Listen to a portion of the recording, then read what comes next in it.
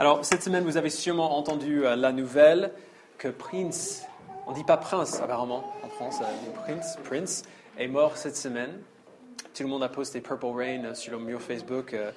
Je ne sais pas si vous êtes comme moi et Lohan, mais ça fait toujours un choc pour nous quand quelqu'un de célèbre, surtout quelqu'un qu'on connaît depuis notre enfance, comme lui, meurt. Cette année, on est que au mois d'avril. Cette année seulement, nous avons vu la mort de Prince, de David Bowie, de Glenn Frey. Alors, si vous ne savez pas qui c'est, venez me voir après le culte qu'on écoute un peu. Ou encore Michel Delpech. Je ne sais pas pourquoi, mais quand ça arrive, surtout quand la personne n'est pas vraiment âgée, comme Prince ou encore Amy Winehouse ou Michael Jackson il y a quelques années de cela, il y a toujours un sentiment bizarre qui nous prend, comme si on venait de voir enfreindre une loi naturelle. C'est juste, une personne comme ça, on a l'impression, ne devrait pas pouvoir mourir. Michael Jackson est éternel. Même si on ne le dirait jamais, on a l'impression en tout cas, et quand quelqu'un comme cela décède, ça ne colle pas avec avec nos émotions, notre manière de ressentir le monde. On a l'impression que ça ne peut pas être vrai, ou au moins que ça ne devrait pas être vrai. Et ce sentiment-là est violemment intensifié lorsqu'il s'agit du décès de quelqu'un qui nous est proche, de quelqu'un qu'on aime. Et aujourd'hui, dans ce texte, on va voir pourquoi. Alors, pour vous dire, on est au milieu de notre série sur le début du livre de la Genèse. En fait, on fait le tour des 12 premiers chapitres du livre de la Genèse ensemble. Et on arrive aujourd'hui, évidemment, au chapitre 4 qu'on vient de lire. On a l'histoire tragique du premier meurtre d'Abel par son frère Caïn. Alors, cette fois-ci, on va prendre 2 semaines pour regarder ce texte. Donc, il y a certaines questions qu'on a dans ce texte auxquelles on ne va pas répondre aujourd'hui parce qu'on va aller voir la semaine prochaine. Et je vous préviens, la question de d'où vient la femme de Caïn, on ne va pas en parler dans les messages. On peut en discuter après si vous voulez, mais bon, c'est une question un peu secondaire quand même. Alors, comme on va prendre 2 semaines, on a beaucoup de choses à voir, allons-y, avec la première partie, le résultat du péché. La première chose qu'on voit au chapitre 4, c'est que l'intimité et la confiance qu'on a vues avant dans les 3 premiers chapitres, l'intimité et la confiance qui existaient entre l'homme et la femme, et aussi entre l'homme et la femme et Dieu, de manière verticale, toute cette intimité, toute cette confiance sont maintenant parties. Adam et Ève ont péché contre Dieu, et leur péché a corrompu le monde entier. On a vu dimanche dernier que la terre est infectée par leur péché. Dieu dit à Adam qu'il aura du mal à travailler maintenant. La terre ne produira pas les fruits comme avant. Il devra travailler dur. Adam et Ève sont renvoyés en plus du jardin d'Éden. Le travail qui était auparavant un don que Dieu leur donne, il leur donne la responsabilité joyeuse de s'occuper du jardin. Maintenant, ce travail est nécessaire pour vivre. Ce n'est plus une joie. Alors ils travaillent, ils vivent, et après quelques temps, ils ont un fils, Caïn, et puis un autre fils, Abel, qui vient après. Alors que ses frères grandissent, Caïn devient cultivateur et Abel est berger. Ils sont pleinement conscients que Dieu est réel, on voit ça tout de suite, que Dieu est présent, et ils ont pleinement conscience de cela, même Caïn. Et donc maintenant, en tant que ces sujets, des gens qui sont sujets au Dieu souverain, il lui apporte des offrandes. Alors relisons ensemble à partir du verset 3.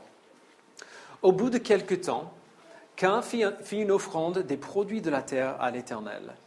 De son côté, Abel en fit une des premiers-nés de son troupeau et de leur graisse. Alors, naturellement, on dirait jusqu'ici, tout va bien. Okay? Ils sont sur la bonne voie. Ils donnent à l'Éternel des offrandes. Mais à la deuxième moitié du verset 4, on voit quelque chose de surprenant. L'Éternel porta un regard favorable sur Abel et sur son offrande, mais pas sur Caïn et sur son offrande.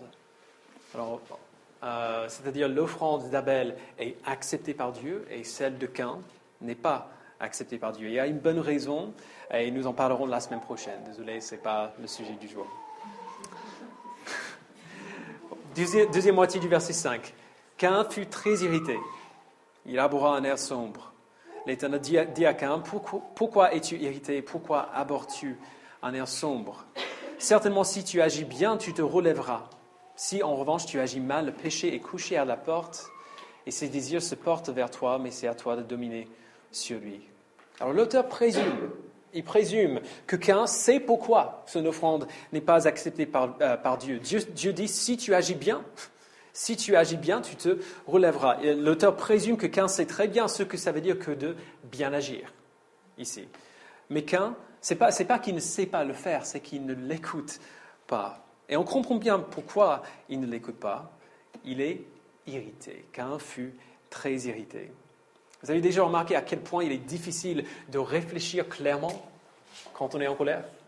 Quand on est en colère, on n'a pas envie de réagir de manière appropriée, même si on sait, même si on voit exactement ce qu'on devrait faire quand on est en colère. Ce n'est plus question de ne plus savoir comment faire et de ne plus voir clair, c'est que je n'ai pas envie de le faire. Ça me fait du bien de ne pas le faire. Ça me fait du bien d'aller dans l'autre sens. Alors plutôt que d'écouter ce que dit Dieu et de bien agir, regardez à la réaction de Caïn, verset 8. Cependant, Caïn dit à son frère Abel, « Allons dans les champs. » Et alors qu'ils étaient dans les champs, il se jeta sur lui et le tua. Alors Caïn est tellement jaloux que l'offrande de son frère soit acceptée que sa colère contre Dieu, au départ, se retourne contre son frère et il le tue. On parle toujours de ce récit comme étant le premier meurtre de la Bible, et c'est vrai, pas de la Bible, de l'histoire humaine, le premier meurtre de l'histoire humaine, et c'est vrai. Mais il ne faut pas passer à côté de la vérité encore plus fondamentale que cela, que le meurtre d'Abel représente la première mort de l'histoire humaine. Pas juste le premier meurtre, mais la première mort. Et puis ce qui va suivre jusqu'au chapitre 10, c'est plutôt cette vérité-là que l'auteur veut nous souligner avant tout.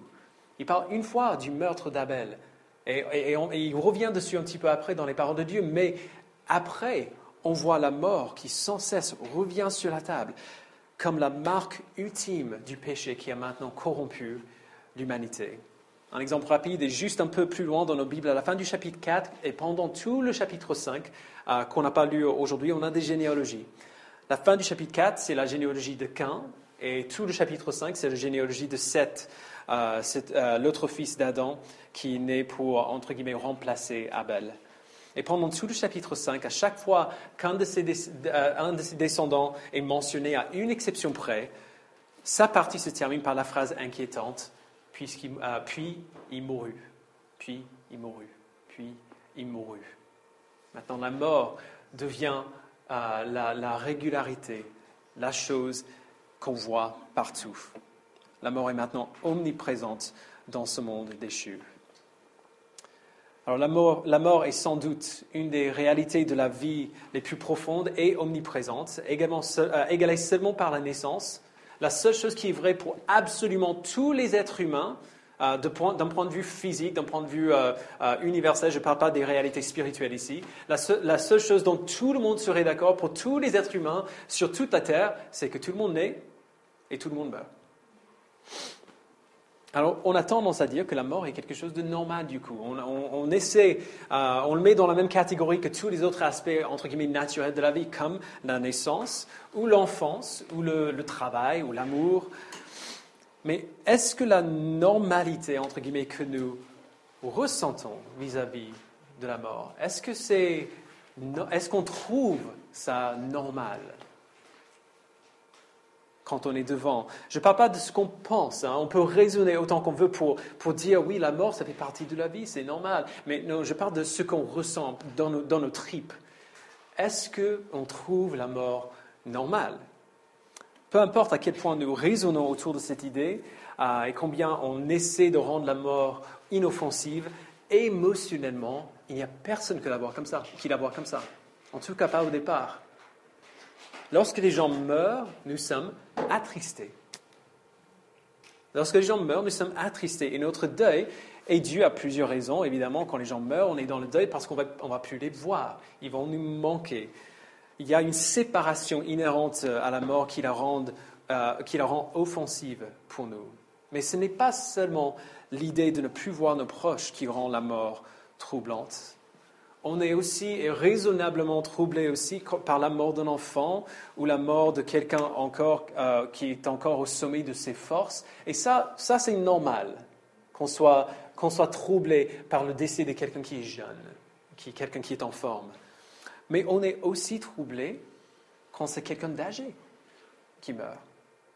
Quand il ne peut y avoir rien de plus normal que cela, que le décès de nos grands-parents, qui sont à l'âge de mourir. On sait que ça va arriver un jour ou un autre.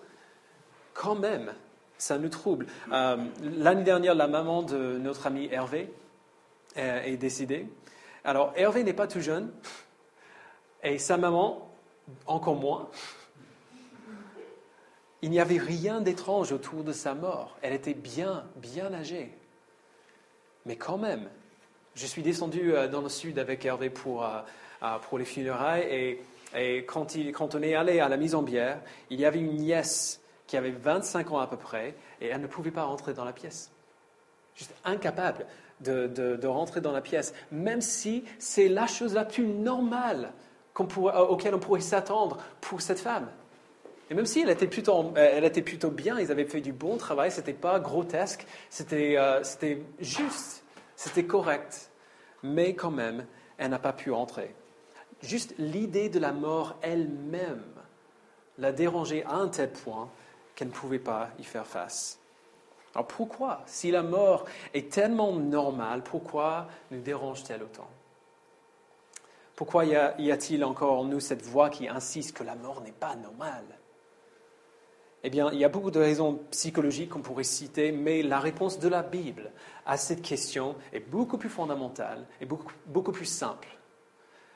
La Bible dit que la Bible dit que nous trouvons la mort anormale parce que la mort est anormale.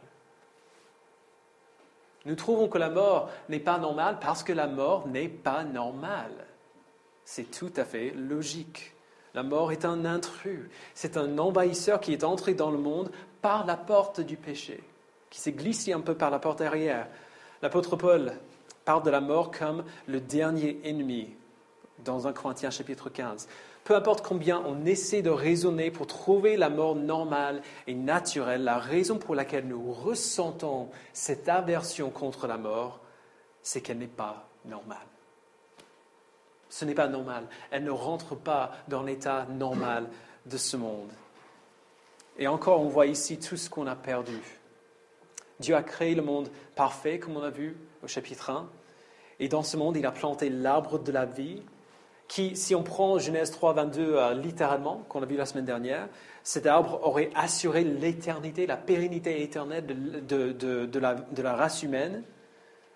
L'intention de Dieu pour sa création, c'était qu'elle soit éternelle, qu'elle dure pour toujours, qu'elle ne s'arrête jamais, et qu'elle soit éternellement parfaite. Mais lorsque le péché est entré, la corruption et la maladie et la mort sont entrées aussi. Et l'homme était même corrompu au point où non seulement lui, il mourrait, mais aussi au point où il serait prêt à enlever la vie à quelqu'un d'autre, ou même à lui-même. Quand on lit Genèse 4, on a le cœur lourd. Parce que ce n'est pas juste de la mort d'Abel qu'on lit. Cette histoire raconte en quelque sorte la mort de nous tous. Ce qui s'est passé pour Abel, cette première personne qui est morte, va se passer pour nous tous. C'est un état que nous partageons avec lui et avec tous les descendants qui viennent par la suite. Mais on voit même ici une lueur de grâce. Encore plus, on voit même ici la grâce qui est donnée au meurtrier, ce qui est juste incroyable. Regardez au verset 9. L'Éternel dit à Caïn, « Où est ton frère Abel ?» Il répondit, « Je ne sais pas. Suis-je le gardien de mon frère ?» Dieu dit alors, « Qu'as-tu fait? Le sang de ton frère crie de la terre jusqu'à moi. Désormais, tu es maudit, chassé loin du sol qui s'est entrouvert pour boire le sang de ton frère versé par ta main.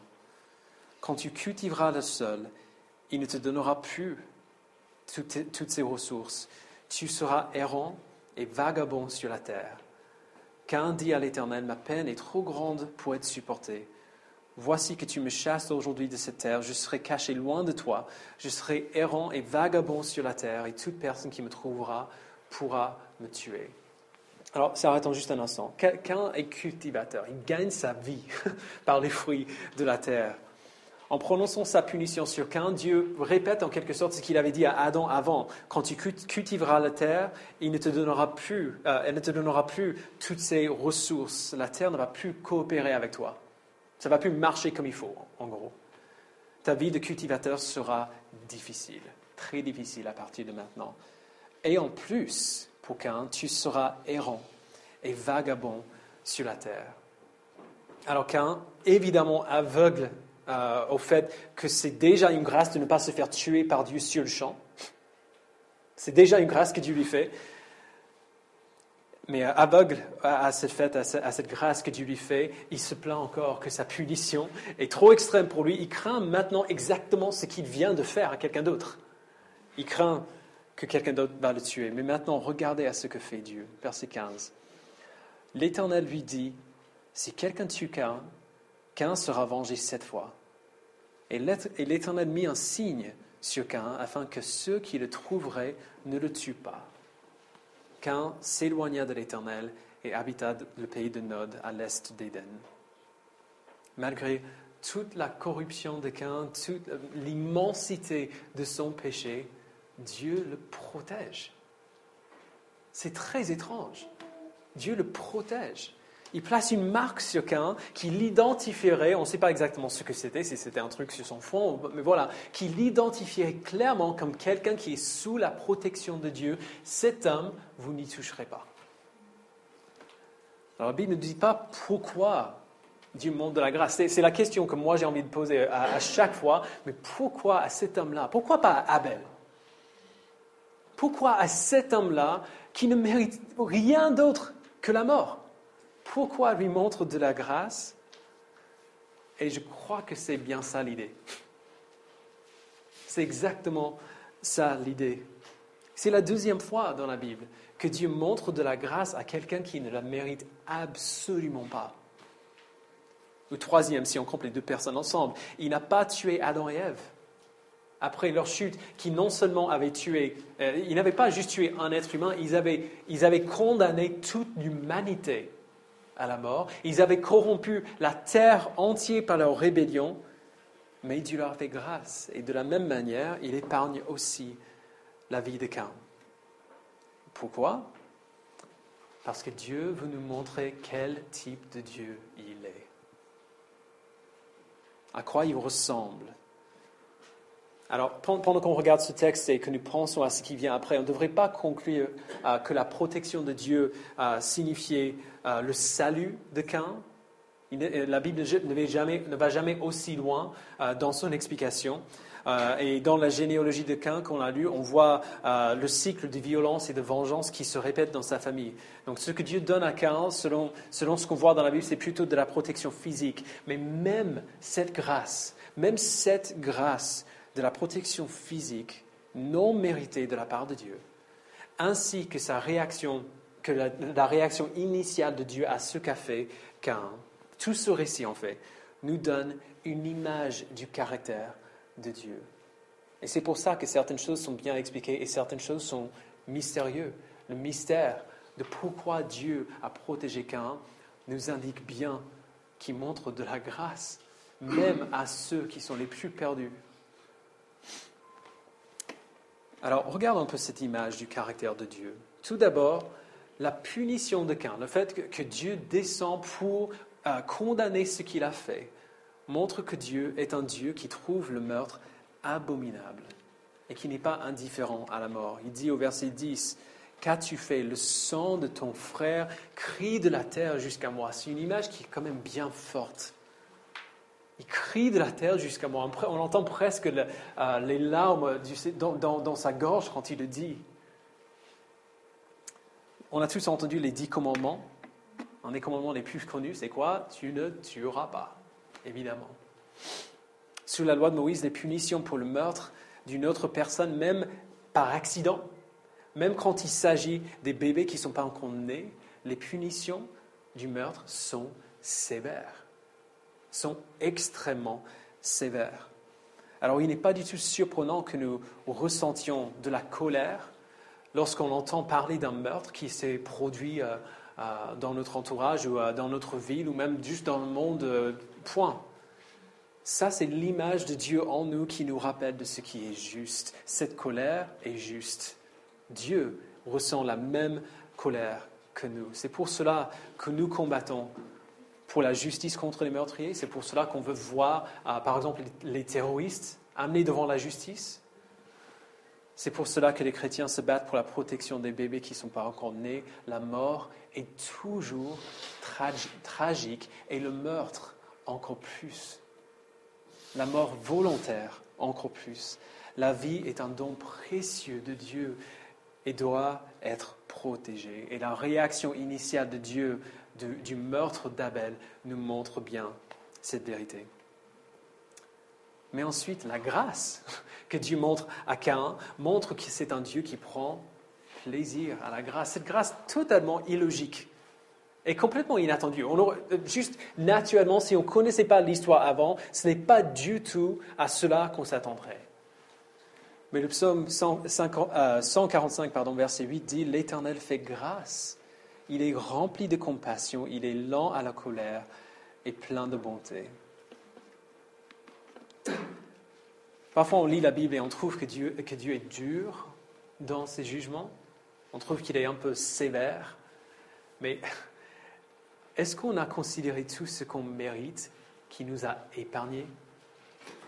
Est-ce que de temps en temps, vous réfléchissez à cela? Quand vous lisez l'Ancien Testament, la prochaine fois que vous lisez l'Ancien Testament et que vous trouvez, mince, il est plutôt sévère, c'est quand même assez dur.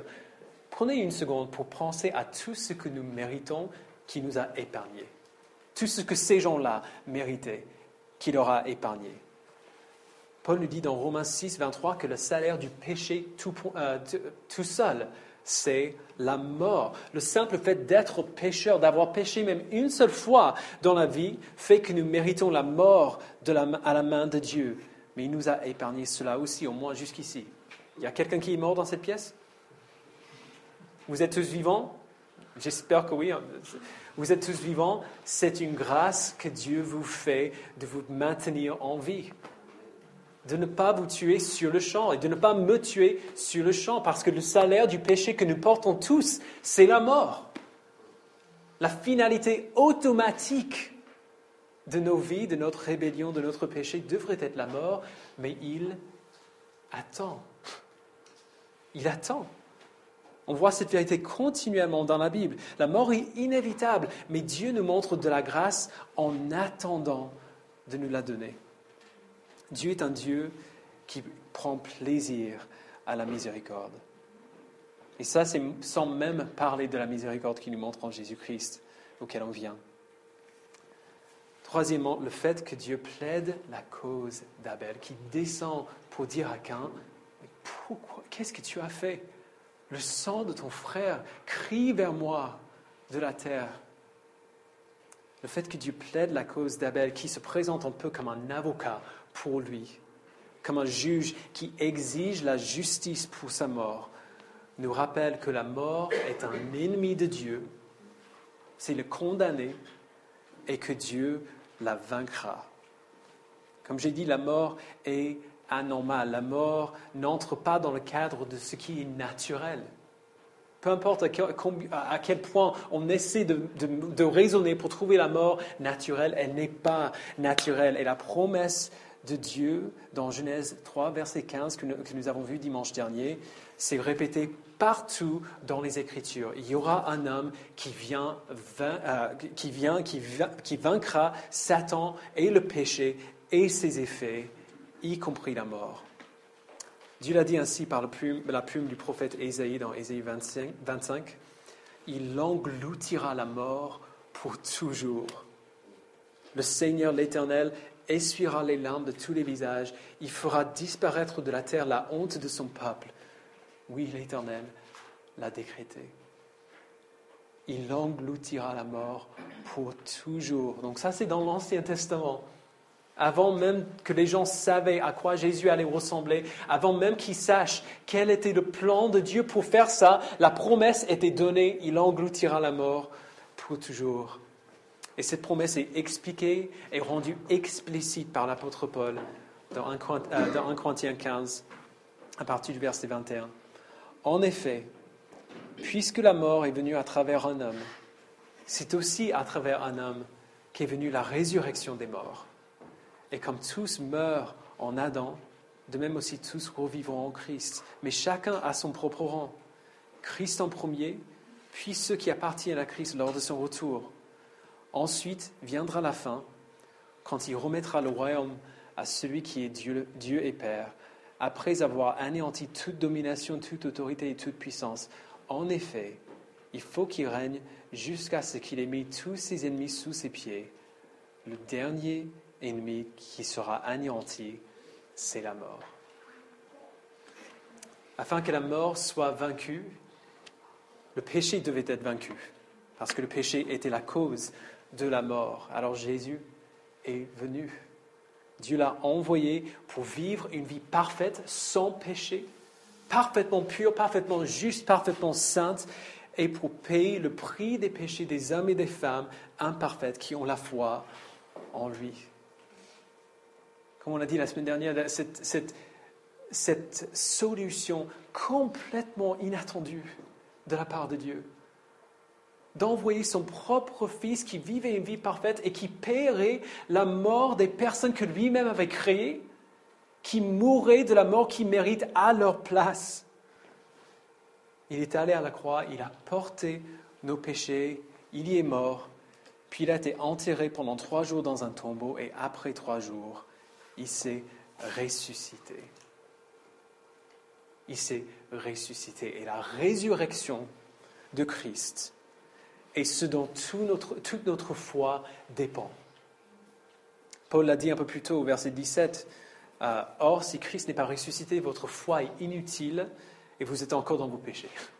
C'est quand même assez vital à notre vie chrétienne. Sa résurrection a prouvé qu'il avait vaincu le péché ainsi que la mort qui est son fruit. Alors Paul appelle Christ ressuscité le premier, les prémices dans d'autres traductions. Autrement dit, ce qui s'est passé pour Christ à sa résurrection aura lieu aussi pour tous ceux qui lui appartiennent. Nous serons ressuscités à la vie éternelle lors du retour de Christ et nous vivrons pour toujours avec lui sur la nouvelle terre. La mort, le dernier ennemi, sera vaincu. Alors, je sais que d'un point de vue extérieur, ça paraît assez fou. Parfois, quand je prépare à dire des choses comme ça, je le lis à haute voix dans ma tête et je me dis, mais même moi, je la trouve dingue. de dire que nous allons être ressuscités à la vie éternelle dans des corps glorifiés où on va vivre avec lui sur la nouvelle terre pour toute l'éternité dans sa présence, ça paraît quand même fou, on dirait une histoire de science-fiction. Mais vu dans le contexte de ce qu'on a vu ici, jusqu'ici dans la Genèse, cette femme miraculeuse et surnaturelle et limite incroyable, c'est exactement ce à quoi on s'attend, non? Dans le cadre de ce qu'on a lu jusqu'ici, c'est exactement à ce type de fin qu'on s'attendrait. Dieu crée un monde parfait de joie et de bonté éternelle, puis il voit ce monde corrompu par des petites créatures qu'il avait créées. Ne serions-nous pas profondément déçus si Dieu laissait les choses comme ça?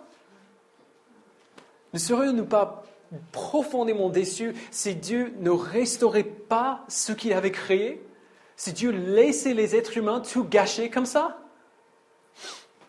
Bien sûr qu'il vaincra la mort. Bien sûr qu'il vaincra la mort. Bien sûr qu'il restaurera le monde à un état où la mort n'est plus possible. Pourquoi? Parce que sinon, il aurait perdu. Sinon, il aurait tout perdu. Et s'il y a une chose que la toute-puissance de Dieu quand même peut nous assurer, c'est que Dieu ne perd jamais. La toute-puissance assure la victoire à chaque fois. Alors tout cela veut dire pour nous plusieurs choses. D'abord, ça veut dire qu'il est bon et il est juste d'être attristé par la mort. Parce que Dieu l'était. Et il l'est. Si vous avez déjà eu l'impression que la mort n'est pas naturelle, qu'elle n'est pas normale, Dieu serait d'accord. Il serait d'accord avec vous. Alors que Quand vous perdez un proche, ou quand vous entendez la nouvelle d'une bombe qui a explosé, qui a tué des centaines de personnes, ça ne devrait pas nous laisser indifférents. Surtout pas. Surtout pas indifférents. On dit parfois dans nos contextes évangéliques, et souvent très légèrement, « Oh, mais Dieu est souverain, il sait ce qu'il fait. » Alors, c'est vrai que Dieu est souverain, et c'est vrai qu'il sait ce qu'il fait, mais n'y allons pas trop vite. C'est vrai, et c'est notre assurance. Sans cette vérité, nous deviendrons fous. Je ne comprends pas comment les chrétiens peuvent croire que Dieu n'est pas souverain, qu'il n'a pas surmain sur ce monde, sans devenir juste absolument fou de peur. C'est vrai, et c'est notre assurance, mais si nous y allons trop vite, cela pourrait nous immuniser contre la réalité de l'affront incroyable au monde que la mort représente. Notre confiance dans la souveraineté de Dieu ne devrait pas nous faire penser que la mort rentre dans le cas de figure de ce qui est normal. Ce n'est pas vrai. Quand nous voyons la mort, soyons attristés, faisons le deuil. Et n'ayons pas honte de faire le deuil. Que la mort nous pousse à nous mettre à genoux pour demander à Dieu que Jésus revienne bientôt, pour accomplir ses promesses de réparer ce qui est brisé. Deuxièmement, on n'a plus besoin de craindre la mort. Si vous appartenez à Christ, vous pouvez savoir, comme dit Paul dans Colossiens chapitre 3, que votre vie est cachée avec Christ en Dieu, et quand Christ, notre vie, apparaîtra, alors vous apparaîtrez aussi avec lui dans la gloire. Si vous appartenez à Christ, si votre vie est cachée avec Christ en Dieu, vous appartenez à celui pour qui la mort n'est plus une menace. Il a déjà vaincu la mort. Il est déjà passé par le crible de la mort pour en sortir vivant quand même. Si nous appartenons à lui, il n'y a rien qu'on peut nous faire maintenant. Il n'y a rien qu'on peut nous faire maintenant. Vous pouvez regarder votre accusateur droit dans les yeux et dire « Fais de ton pire. Tue-moi si tu veux. » Rien de ce que tu peux faire, même la mort, ne va pas me faire mal de manière ultime. Ça ne va pas me faire mal. La mort a son aiguillon. Et nous le ressentons quand ceux que nous aimons y sont touchés. Mais en ce qui nous concerne, nous pouvons regarder la mort droit dans les yeux et dire, avec Paul et les prophètes, « Mort, où est ton aiguillon ? Enfer, où est ta victoire ? Que Dieu soit remercié, lui qui nous donne la victoire par notre Seigneur Jésus-Christ. » Nous n'avons plus besoin de craindre la mort. Et dernièrement, nous sommes libres de nous réjouir en Christ comme celui qui a vaincu la mort. Quand on lit Genèse 3, on ressent de la tristesse à l'état de notre monde.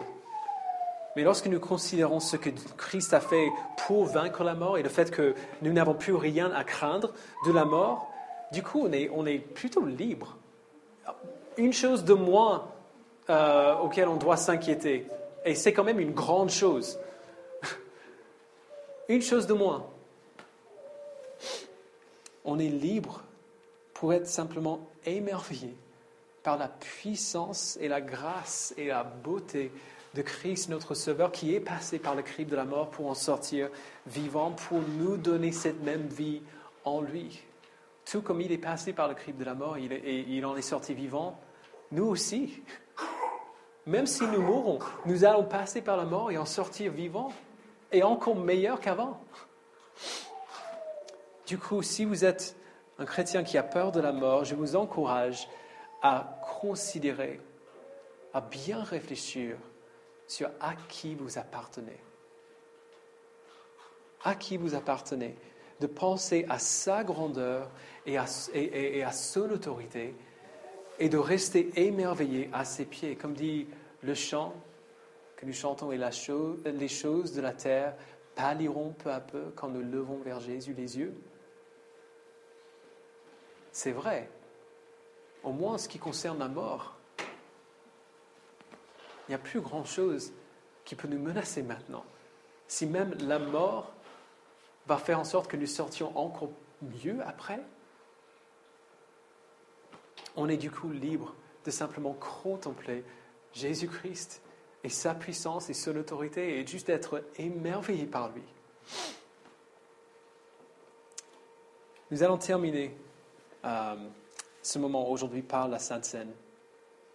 La Seine est le moment dans chaque culte où, à travers le pain et le vin, on se souvient justement de la mort de Jésus à la croix.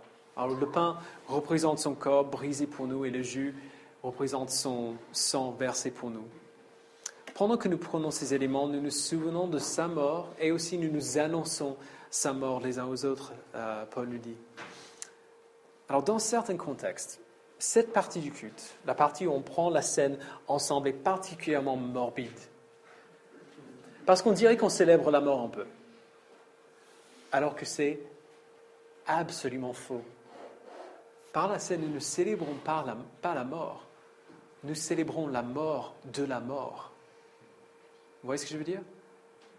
Nous célébrons l'événement par lequel Jésus a vaincu la mort. Alors, si vous êtes disciple de Christ, je vous invite à prendre ce repas avec nous. Pour des raisons pratiques, on trempe simplement le pain dans le jus. Mais si vous n'êtes pas disciple de Christ aujourd'hui, si vous ne le connaissez pas, si vous ne le suivez pas, je vous invite à laisser passer le pain et la coupe. Mais pendant ce temps, pendant ce moment où nous prenons cela ensemble, j'aimerais vous demander de réfléchir sur quelque chose. Dans Deutéronome 30, versets 19 et 20, Dieu dit à son peuple par Moïse, « J'en prends aujourd'hui à témoin contre vous le ciel et la terre. J'ai mis devant toi la vie et la mort, la bénédiction et la malédiction. Choisis la vie afin de vivre, toi et ta descendance, en aimant l'Éternel ton Dieu, en lui obéissant et en t'attachant à lui. Oui, c'est de lui que dépendent ta vie et sa durée. » C'est une invitation sérieuse que Dieu nous donne. Chacun d'entre nous a un choix devant nous. La vie éternelle avec Christ ou la mort éternelle séparée de Christ. Ce n'est pas de mon ressort de vous convaincre que cela est vrai et heureusement, ce n'est pas non plus ma responsabilité.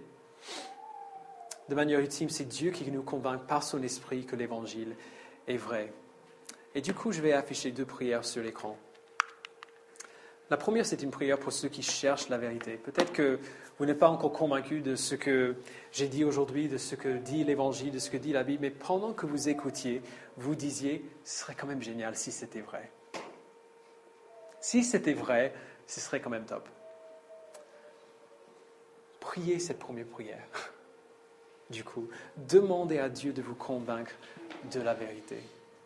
C'est lui qui le fait, et il le fait nettement mieux que qui que ce soit ici.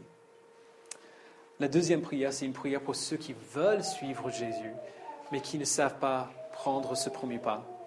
Cette deuxième prière peut être ce premier pas vers lui. Aujourd'hui, Dieu a placé devant vous la vie ou la mort. Alors choisissez la vie afin de vivre. Je vous le promets, c'est lui, votre vie. Car il a vaincu la mort. Alors on va prier ensemble. Et puis je vais demander à Zane et à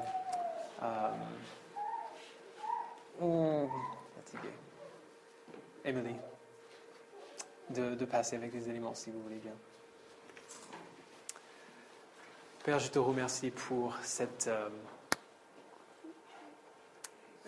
avant-goût incroyable que tu nous donnes du jour où tu vaincras la mort. Pour le meurtrier, tu dis, personne n'a le droit de le tuer. Pour nous qui ont enfreint ta loi des millions et des millions de fois, pour nous qui nous sommes rebellés contre toi, tous les jours, tu dis, par la foi en Christ, personne ne le tuera. Je prie, Père, que tu nous donnes cette foi, cette confiance pleine et entière dans l'efficacité de la croix de Christ pour nous. De croire avec joie et avec une confiance totale que tout ce qui était contre nous, tout ce qui nous condamnait, a été cloué à la croix avec Jésus. Et qu'il a absorbé toute la colère qui existait contre nous. Ce n'est pas qu'il n'y avait pas de colère. Ce n'est pas que tu as simplement balayé les péchés, comme si les péchés n'étaient pas conséquentiels. Tu les as placés sur ton Fils et tu as versé toute la colère contre ce péché sur ton Fils, plutôt que de la verser contre nous. C'est une grâce incroyable et on n'arrive même pas à comprendre ou à ressentir même un peu du poids que cela représente. Alors par ce repas, par ce pain et par ce moyen de grâce que tu nous donnes en tant que communauté, je prie que tu nous donnes de ressentir encore plus le poids du sacrifice de Christ pour nous. Que nous ressentions, Père, le poids de ta grâce envers nous et que nous en sortions convaincus et joyeux face à ce que tu as fait pour nous. Merci, Père, pour son sacrifice. Merci pour ton amour, pour ta grâce et pour ta justice. Au nom précieux de ton Fils. Amen.